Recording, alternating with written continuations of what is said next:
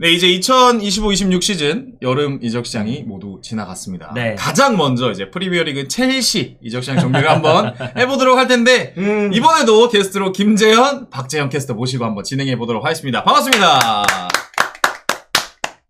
야, 뭐야 이게? 네, 저희를 잠시 줄여드리도록 하겠습니다. 거의 뭐 깜지죠, 깜지. 8만 대장경판도 아니고 이게. 네, 영입은 총 10명을 진행했습니다. 조항 페드로, 제미 기튼스, 가르나초, 요데하토, 리암델라, 에스테방 윌리엄, 다니오 이스도, 마마드 사르, 켄드리 파이즈 그리고 파쿤도 보너한테까지 인터뷰를 하면서 10명을 영입을 했고 이적료는 모두 트랜스퍼 마케트 기준이고 정말 많은 돈을 썼어요. 많은 돈을 썼죠. 예, 근데 많이 또 팔았어요. 맞아요. 예. 사실 흑자예요, 사실상. 마두에케, 은크그, 칼리스, 카드비치, 오구츠코, 뉴스워리어, 메이가, 브로야, 추크메카, 잭슨, 아무고, 험프리스, 케파, 베트메리, 길크리스, 베스트렌, 칠웨이, 기우, 사르, 파이즈, 핸더 안셀미노까지 내보내면서 사실상 이번 이적 시장 네스펜딩을 흑자로 만드는 데 성공을 했습니다. 영입도 영입이지만 매각을 진짜 잘한 이적 시장이다. 이렇게 또 생각을 할 수가 있을 것 같고 또 매각을 그냥 잘 내보낸 게 아니라 값을 잘 받고 내보냈어요. 맞아요. 그리고 뭔가 좀 기적 같은 매각들이 몇 개가 있어가지고 감사한 팀들도 몇 팀이 있고. 총 들고 장사하나요? 아 그러니까 저도 모르겠어요. 무슨 이 첼시라는 구단의 전통 중에 하나가 장사할 때 총 들고 들어가는 거거든요. 그러니까요. 그거는 구단주가 러시아에서 미국으로 바뀌고 똑같더라고요. 말씀해주신 것처럼 첼시는 굉장히 많이 이제 현금화하는 데 성공을 했단 말이죠. 맞죠. 근데 사실 뭐 매각을 100% 잘한 건 또 아니거든요. 조금 아쉬움도 살짝 있어서 그런 것도 이따가 자세히 한번 털도록 하겠습니다. 너무 많이 바라는 건 아니야? 그러면 우선 공격진 변동사항부터 한번 살펴보도록 할게요. 자, 첼시 공격진입니다. 주앙 페드루, 제미 기튼스, 알레한드로 가르나초, 리암 델랍, 에스테방 윌리엄, 켄드리 파이스, 파큰도 부오너누트를 데려왔고요. 마두에케, 은쿤쿠, 펠릭스, 브로야, 잭슨, 마르크 기우, 마마두 사르, 그리고 켄드리 파이스까지 내보냈습니다. 사실 마마두 사르는 공격진은 아닌데 지금 여기 들어가 있게. 들어가 있네요. 첼시는 이번 이적 시장 가장 중점적으로 뒀던 부분이 공격진 보강이다라고 볼 수 있겠습니다. 그렇죠. 정확하게 표현하면 공격진 뎁스 보강. 첼시의 이선이랑 최전방을 보면은 와, 이 새끼 문제, 이렇게. 아, 되죠. 와, 이 새끼 진짜 패급이다. 이런 건 없어요. 근데 다 쓸만은 한데, 와, 얘 진짜 A급이다. 그것도 잘 없어요. 사실 작년의 활약을 봤을 때 얘는 진짜 우리가 더 큰 도전을 하면서 믿고 가도 된다라고 느꼈던 선수는 네투 한 명밖에 없거든요. 그죠. 그러니까 네투 말고는 사실은 다 고만고만, 파머까지, 파머는 미드필더로 분류되기도 하니까. 그러니까 공격진에선 다 고만고만한 상황에서, 근데 사실 어떻게 보면 이게 또 완전 실패라고도 볼 수 없는 게, 결국 그렇게 해서 더블 스쿼드 돌리면서 리그에서도 나름 순위 선방했고, 컨퍼런스 들고 피파 클럽 월드컵까지 우승을 했단 말이에요. 그러니까 나름대로 실패하지는 않은 전략인데 고만고만한 선수 여러 명이었단 말이에요. 근데 더 높은 곳을 바라보는 상황에서 그 고만고만한 선수들 몇 명을 이제 좀 쳐내고 더 약간 업그레이드 내지는 업그레이드 하면서 뎁스를 계속 유지하는 식으로 영입을 좀 정리를 했던 것 같아요. 가장 논란에 있는 가르나초를 결국 사비 시몬스를 포기하고 가르나초를 데려왔단 말이죠. 아, 그러니까 일단 그럼 이거에 네. 대해서 첼시 팬 얘기보다 맨유 팬의 얘기를 가르나초에 대해 먼저 들어볼까요? 저 타투 있잖아요. 가르나초 타투.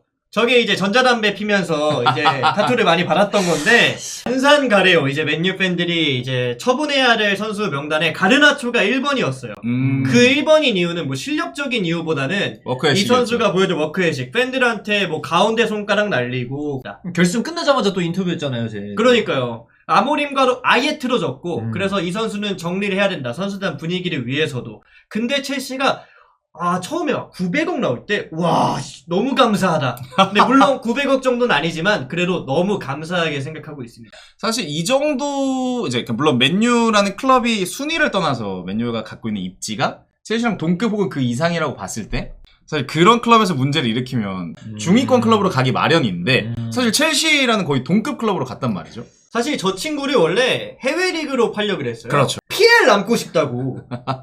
굳이 그래서 그때 얼마나 화가 났는지 몰라요. 맨유 팬들이. 아니, 내보내준다고 할 때 좋은 팀 있으면 가지. 프리미어 리그를 고집하더라고요. 안 갈까봐. 못 나갈까봐. 못 나갈 뻔했어요. 첼시가 관심 안 가져줬으면 진짜 악성 매물로 남았어요. 근데 첼시가 다행스럽게 데려가줬고.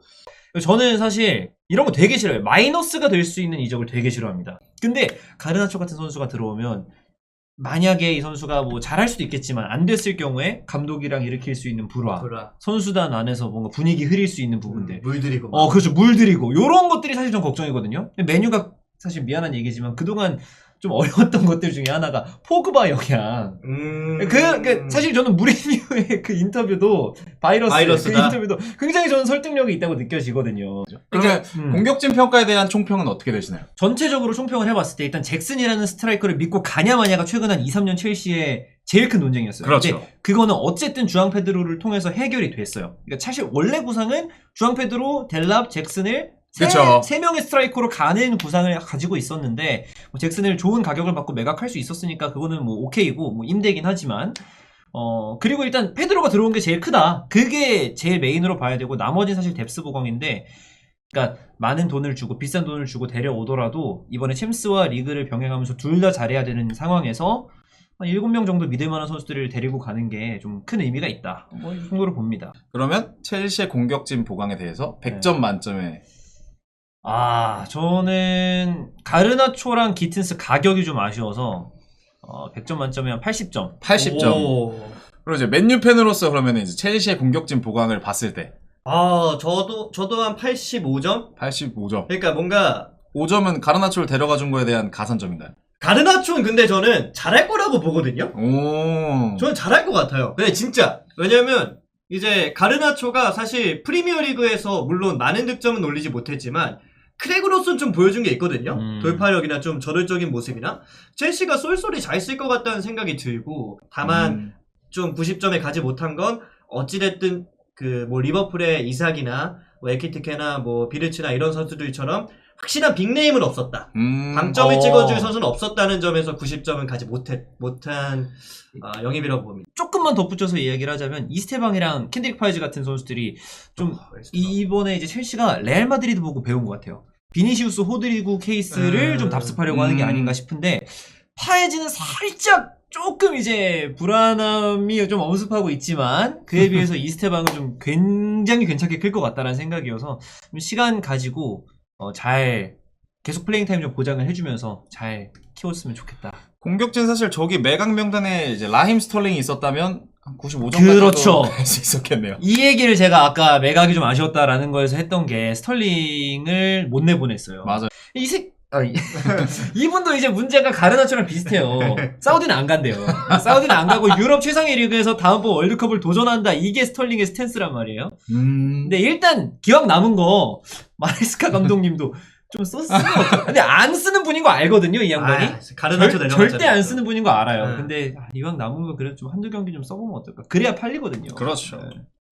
자, 그러면 첼시의 미드필더 영입으로 한번 넘어가 보도록 할게요. 자, 미드필더에서는 워낙에 첼시가 지금 미드필더진이 탄탄하기 때문에 보강은 많이 없습니다. 사실 지금 엔조 페르난데스라든지 카이세도라든지 완벽한 미드필더진을 구축하고 있기 때문에 사실 나리오 이수구라는 어떤 유망한 선수를 데려오는데 그쳤고 잉여 자원 처분에 조금 더 집중했던 미드필더 이적 현황이었어요. 맞죠. 우고 추쿠, 뉴스버리올, 추쿠에메카, 아무구를 물론 아무구 선수는 뭐 사실 뭐 제대로 써보지 못했지만 보냈단 말이죠. 네. 미드필더 보강에 대해 미드필더진의 어떤 이런 이적 현황에 대해서는 또 어떻게 생각을 하시나요? 일단은 우고추쿠 추쿠에메카가 값을 받고 팔린다는 건 기적에 가깝다. 정말 안 썼던 선수들이고 이름값이에요. 그쵸. 사실상 이름값이고 축구의 메카라는 또 그 고추쿠라는 그 이름값으로 이름값으로. 네. 고방하잖아요. 팔렸다. 고방하잖아요. 참 멀리에 감사하고요. 듀스버리홀은 고맙죠. 근데 에버튼 가자마자 좀 잘 하더라고요. 잘하는 거는 뭐 응원해줄 수 있죠. 에버튼은 경쟁팀은 아니니까. 그리고 듀스버리 홀에 대해서 크게 악감정의 첼시 팬들이 없어요. 그러니까 리그 경기에서 나왔던 거는 아쉬웠던 게 맞아요. 퍼포먼스가 아쉬웠던 게 맞고 이번 시즌 1군 스쿼드에서 못 간다는 판단이 서는 게 맞는데 사실 6컨을 같이 뛰면서 크게 타격이 없었던 거는 이렇게 더블 스쿼드 운용을 해주는 데 있어서 큰 역할을 한 듀스버리 홀 같은 선수들 또 지금 나갔지만 헤나토 베이가 같은 선수들이 있었기 때문이거든요. 듀스버리 홀 뭐 크게 언해피 띄우지 않고 열심히 해준 것만으로도 고마웠고 크리티컬한 건 아닙니다만 결국 보강 대상이었던 발레바의 영입 실패 정도를 빼면 사실 뭐 보강이나 어떤 잉여자원 정리해서 아쉬움이 없었던 사실 미드필더 이적이었단 말이죠. 너무 큰 돈 안 쓰고 그냥 잘 정리한 게 맞는 것 같아요. 왜냐면 지금 중원이 괜찮으니까 전 라비아도 굉장히 좋은 선수라고 생각하는데 라비아가 나올 자리도 없어요 지금. 부상이 좀 많죠 우리 라비아. 부상이 많은 게 크죠. 근데 건강할 때도 1옵션으로는 안 쓰이더라고요. 네. 하여튼 뭐 뎁스는 괜찮다. 중원은 지금 이대로 가도 뭐 굿이다.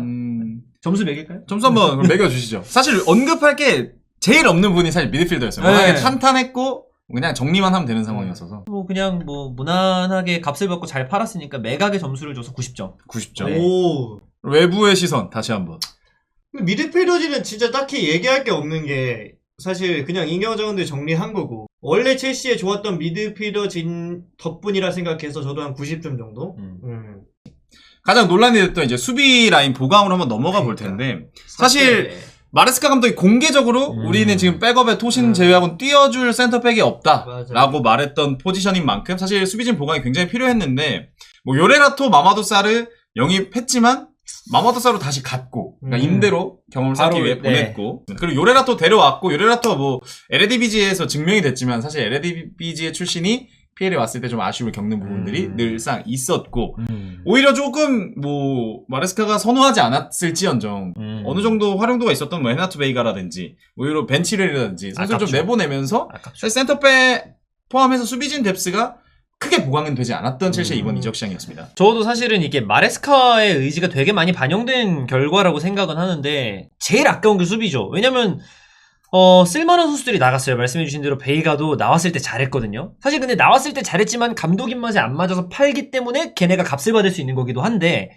베이가가 나간 것도 아깝고 왜냐면 베이가는 이제 미드필더도 되고 센터백도 되고 풀백까지 되는 그렇죠. 멀티 자원이니까 너무 좋은 뎁스용으로 너무 좋은 자원이었는데 나간 게 아깝고 길크리스트도 저는 간간히 봤을 때 대인방어가 되게 좋았거든요. 그래서 측면 수비에서 수비적인 역할을 해주는 선수로 괜찮다 생각을 했는데 뭐 너무 싸게 갔죠 이 선수도. 더 그렇죠. 값을 받았으면 어떻게 좀 덜 아깝다 생각했을 수 있겠는데 그리고 벤치렐인데 잘 가라. 진짜 너무 사랑했고 잘 가야죠. 아니 벤치렐은 근데 진짜 끝까지 저는 좀 썼으면 좋겠다 생각했어요. 이 선수의 기량의 뭐 부상 이후 기량 문제도 있었지만 결국 마레스카가 오자마자부터 사실은 넌 완전히 아니다. 스쿼드에서 배제된 느낌이 강했거든요. 네, 벤치렐이라는 선수를 내가 그냥 안 쓸 거야 라고 한 게 아니고 약간 인터뷰에서는 뭐 더 뛰어야 된다 뭐 이런 식으로 말을 하긴 했어요. 벤치렐한테 분명히 퍼포먼스적으로 더 기대하는 부분이 있었는데 못 채워준 것 같긴 해요.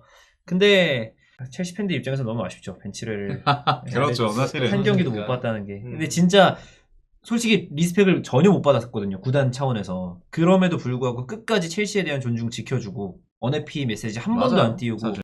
마지막 선수로서는. 작별 인사할 때도 고맙다는 얘기 해주고 떠나주니까 너무 고맙죠. 저희는. 사실 지금 리그가 개막하고 잡음이 나오지 않는 건 트레버 찰러바의 어마어마한 스텝업이 올 시즌에도 유지되고 있다 정도인데 결국 뭐 찰러바가 됐든 현재 뛰고 있는 센터백들이 됐든 약간의 부상이 왔을 때는 그리고 뭐 디사시를 다시 찾든 센터백에 구멍이 생길 수밖에 없다는 점에서 조금 불안함을 안고 이제 시즌을 시작하긴 했을 것 같아요. 불안합니다. 왜냐면 지금 제가 입고 있는 이 유니폼이 이제 장기 부상 끊으신 분의 우리 왕자님의 유니폼이기 때문에 우리 도련님을 많이 믿었죠 사실. 근데 이분이 다치시면서 좀 문제가 시작이 됐고 찰로바가 있긴 한데 또 센터백 3명을 쓰는 상황에서 이 정도 뎁스로는 좀 부족하다는 생각이 들고 그리고 단 한 명의 선수도 얘는 뭐 리버풀의 반다이크처럼 확실히 믿고 갈 만한 없죠. 수비수다라는 선수가 없는 것도 좀 문제긴 해요. 근데 그럼에도 불구하고 작년에 이런 식으로 수비진을 구성해서 사실은 큰 문제는 없었어요. 얘 부진하면 얘로 돌려맞고 얘 부진하면 뭐 토신 나오고 해가지고 어떻게든 꾸역꾸역 하시든 치러 갔거든요. 그러니까 전체적으로 공격부터 수비까지 다 비슷해요. 그러니까 미드필더 제외하고 공격 수비가 확실한 에이스가 막 한 명이 돋보이는 건 아니지만 뎁스가 괜찮기 때문에 폼이 좋은 선수들이 돌아가면서 자리를 메워주면서 전체적인 시즌 운영을 괜찮게 하는 그런 상황이어서 저는 수비도 그래도 뭐 그런 대로 돌아가지 않을까 싶어요. 왜냐면은 백스리 3자리라고 해도 한 자리 정도는 풀백으로 내려와서 채우거든요. 리스 제임스가 할 수도 있죠. 쿠쿠 리제가 다 이제 변형 백스리에서 가운데로 들어와주는 역할이 가능하기 때문에 그래서 뭐 수비도 아주 큰 문제는 없지 않을까. 그럼 수비진 보강에 대해 점수를 매기면 70점? 70점. 네. 저도 65점에서 70점 정도 줄 수 있을 것 같은데 저도 생각했던 게 첼시가 이 영입 기조가 있잖아요. 어느 정도 나이 있는 선수는 안 데려오기 때문에 제한이 좀 있는 것 같아요. 특히나 센터백들은 검증된 자원을 데려오려면 나이가 어느 정도 다 있거든요. 근데 첼시가 영입 기조상 이 나이가 좀 찬 선수는 안 데려오는데 사실 그렇기 때문에 중심을 잡아줄 선수가 좀 없다고 생각해요.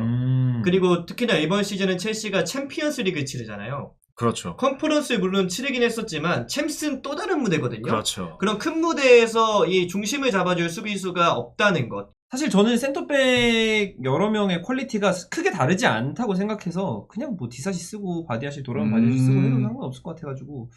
네. 그러면 또 하나의 변수가 있었던 포지션이 바로 골키퍼였습니다. 사실 그죠, 이적 시장 첼시가. 초반에는 이제 골키퍼에 대해 이제 강한 필요성을 드러냈던 첼시지만 일정 금액 이상을 또 골키퍼한테 쓰는 것은 부담스럽다라는 얘기가 흘러나왔었고 결국 클럽 월드컵에서 산체스가 결승전에 멋진 활약을 보여주면서 어쨌든 영입하지 않고 지나간 포지션 거의 네. 유일한 포지션이 바로 이 골키퍼인데 쌓여 있었던 골키퍼로만 스쿼드를 채울 수 있을 만큼 첼시가 골키퍼가 많았는데 일단 정리하는데 어느 정도 성공했어요. 페트로비치 보냈고 케파 보냈고 베티넬리랑 베테랑 보냈고 베르스트렘이랑은 이제 계약을 해지해주면서 마요르카로 이적하게 됐는데 결국 산체스가 결승전에서의 퍼포먼스를 맞아요. 보여주면서 갔단 말이죠. 근데 사실 클럽 월드컵 전체를 놓고 봤을 땐 또 산체스가 그렇게 솔리드하진 않았었거든요. 맞아요. 이거를 이제 믿고 가겠다는 건데 어떻게 또 보고 계신지. 그러니까 제가 되게 지금 얘기하다 보니까 알게 된 건데 저는 되게 너그러운 편이네요. 저도 왜냐면 산체스가 어이없게 실수하는 장면이 화가 나긴 하는데 그런 장면을 보면 골키퍼만 탓할 수 있나? 그리고 수비수가 패스미스를 하는 장면도 수비수만 탓할 수 있나? 그런 생각이 좀 더 크거든요. 그리고 한 감독의 시스템화에서 지금 조금씩 시간이 쌓여가고 있기 때문에 그런 빌드업 미스에 의한 실점들은 점점 더 줄어들 거라고 생각하고 그리고 고점에서 보여주는 선방 능력은 산체스도 나쁘지 않고 그렇다 보니까 저는 산체스에 대한 불만이 점점 사실 처음에도 크지 않았고 지금도 점점 줄어들고 있는 단계인 것 같아요. 그리고 기존에 좀 골키퍼가 많이 적체돼 있었어요. 맞아요. 한 첼시에. 14명인가 있었다 네. 하더라고. 유스 포함해서. 그러니까 그래서 이거 좀 어떻게 정리하려고 이렇게 자꾸 데려오지 싶었는데 케파도 이제 뭐 주급 비싼 사람 잘 나갔으니까 감사한 일이고 베티넬리가 좀 아쉽죠. 사실 사담을 나눴을 때 베티넬리에 대한 애정을 굉장히 드러내요. 저는 제가- 사실 베티넬리라는 선수를 잘 맞아요. 존재를 몰랐어요. 저도 몰랐어요. 타팀 서드키퍼까지는 제가 관심이 없기 때문에 네, 맞아요. 나왔자 산체스고 뭐 페트로비치였기 때문에 베티넬리는 첼시 팬분들도 모르시는 분들이 많이 있을 것 같긴 한데 제가 약간 좀 그 서브병이 좀 있어요. 그래서 베티넬리는 어떤 느낌이었냐면 라커룸의 소통왕. 네. 저는 되게 걱정을 했던 게 첼시 스쿼드가 작년에 막 어디서 꼭 멘탈 이슈 있는 애들을 하나씩 데리고 오는 거예요. 막 산초니, 무드리, 안 좋은 마두에케, 살짝 어깨씩 안 좋은 애들. 그런 상황에서 베테랑이 없어. 티아고 실바가 나가. 그럼 어떡하지? 우리 팀 분위기가 나락으로 가면 한없이 나락으로 갈 수도 있겠다 생각했는데 그게 큰 문제가 생각보다 없었거든요. 잡음이. 베티넬리 역할이 나름 크지 않았을까라고 뇌피셜을 좀 돌려보고 있었어요. 근데 그 선수가 맨시티로 갔다고 하네요. 네. 그럼 사실 지금까지 매각을 거의 20명 가까이 명단에 나왔는데 가장 아쉬운 선수가 베티넬리 같거든요. 그 베티넬리에게 영상 편지 한번 부탁드리겠습니다. 마르쿠스 형, 내가 스포티비 아이디가 마르쿠스 베티넬리야. 아 진짜요? 아마 없을 거야, 한국에 형 이렇게까지 좋아하는 사람. 가서도 소통 잘하고 나중에 골키퍼 코치로 다시 만나자. 고생했어. 골키퍼 보강 혹은 정리에 대해서는 굉장히 만족스러운 스탠스시겠네요. 불만은 없다. 불만은 없다. 네. 아쉬움만. 점수로 표현하면 50? 그냥 50. 불만이 많다. 뭐야, 많지? 베티넬리 제일 많은데. 베티넬리 때문에?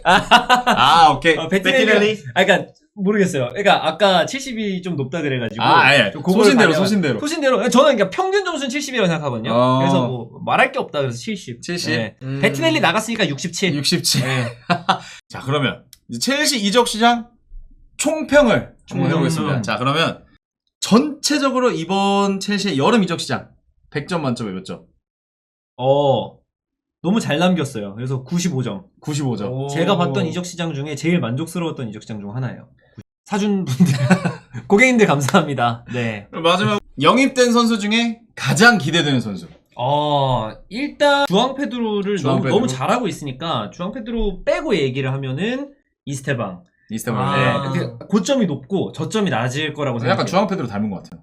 저요. 고맙습니다. 주앙 페드로 되게 멋있게 생겼다고 생각하는데, 고맙습니다. 지금 근데 화면에 나오는 거 보니까 좀 얼굴형이 비슷하긴 하네요. 길쭉해가지고, 예. 그러면 이스테방 윌리엄. 이스테방 윌리앙. 근데 되게, 이런 말 하면 또 애매하긴 한데, 07년생이잖아요. 네. 하면 유명 선수 있잖아요. 야말. 라로 시작하는. 예. 그 정도는 해야 된다. 최소 기대치. 만약에 첼시에서 그 정도 되는 선수가 나온다면 이스테방일 것이다. 예. 이 없을 것 선수 같아요. 가장 우려된다. 오히려 제가 부정적인 얘기 많이 안 하긴 했지만 리암 델랍은 좀 걱정이 돼요. 리암 델랍. 네. 리암 델랍 선수는 작년이 고점이었잖아요. PL에서 그렇죠. 10골을 넣은 잉글랜드 공격수였으니까 값을 잘 받을 수 있었고 또 그것도 입스위치란 팀에서 그런 스탯을 만들어냈으니까 좋은 선수인 건 맞는데 시작부터 부상을 당했어요. 그렇죠. 이게 시작이 꼬이면 공격수가 그치. 어떻게 이제 바닥으로 갈지 모르기 때문에 페드로가 주전으로 나와버리면 리암 델랍은 레귤러는 아닐 거란 말이에요. 그런 상황에서 스트라이커가 증명하는 게 진짜 어렵거든요. 그렇죠. 그래서 델랍은 조금 걱정이 된다. 만약에 매각 엔딩으로 갈 거면 빨리 팔아야 된다. 네. 그럼 마지막으로 판 선수 중에 이 선수는 진짜 아깝다. 갖고 아깝다? 있었어도 됐을 것 같은데. 아깝다는 없어요. 미안하다는 있는데 아깝다는 없고. 미안하다는 베티넬리. 7웰과 베티넬리. 아, 네, 미안하다는 있는데 아깝다는 없고. 다 잘 갔다. 진짜 잘 갔다는 니콜라스 잭슨. 잭슨. 잭슨. 근데 잭슨은 사실 너무 미넨에서 밈화됐어요, 그리고. 밈화되기도 했는데 처음엔 그래서 밈화돼서 언더레이티드 됐다라고 저는 봤거든요. 잭슨 맘이었어요. 맞아, 근데 맞아. 얘가 그르치는 경기가 한두 경기가 아닌 거야. 맞아요. 스트라이커가 경기 말아먹기 쉽지 않거든요. 근데 얘는 아예 이길 경기 지게 만들고 비길 경기 지게 만들고 이런 애여가지고 가는 게 맞다. 10골 넣어주는 애라도 가는 게 맞다 생각하고 미넨에서 의무의적 그거를 달고 갔을 거예요, 아마. 달고 갔는데 그 조건이 되게 까다롭다는 얘기가 있어요. 그래서 미넨이 사실 이적료가 말이 안 되거든요. 그거 의무의적 발동되면 1,000억이 넘어가요. 근데 그거를 아마 의도적으로 발동 안 시키려고 하지 않을까. 네, 다시 돌아올 것 같아요, 잭슨. 네, 그럼 첼시 이적 시장 정리는 여기서 마무리하도록 하고요. 저희는 이제 이어지는 다른 또 빅6 그리고 타리그 이적 시장도 제가 계속해서 꾸준히 업로드 할 테니까 많은 관심 부탁드리겠습니다. 좋아요, 구독, 알림 설정 다 부탁드리겠습니다. 시청해주신 여러분 감사합니다.